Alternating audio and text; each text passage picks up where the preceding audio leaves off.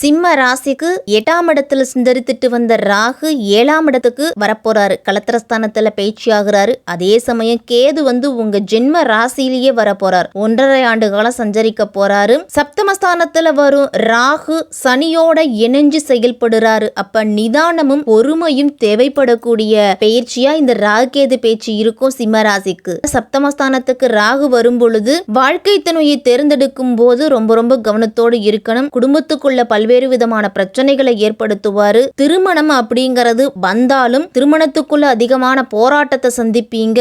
இடமாற்றம், வீடு மாற்றம் இதெல்லாமே கிடைக்கும். 7ஆம் இடத்துல ராகு வராரு, 8ஆம் இடத்துல சனி மறைகிறாரு. அப்ப கொஞ்சம் இல்ல ரொம்ப கவனத்தோடு இருக்கணும். சிம்ம ராசிக்காரர்கள் எல்லாருமே உங்க குடும்பத்துக்குள்ள 3ஆம் நபரோட தலையீடு அப்படிங்கிறது இருக்கவே கூடாது. சிம்ம ராசிக்கு ராகு கேது சனி 3 பேருமே சரியில்லாத சூழ்நிலையில இருக்கிறாங்க. அப்ப தேவையில்லாத பிரச்சனைகள் வரும் சிம்ம ராசிக்கு.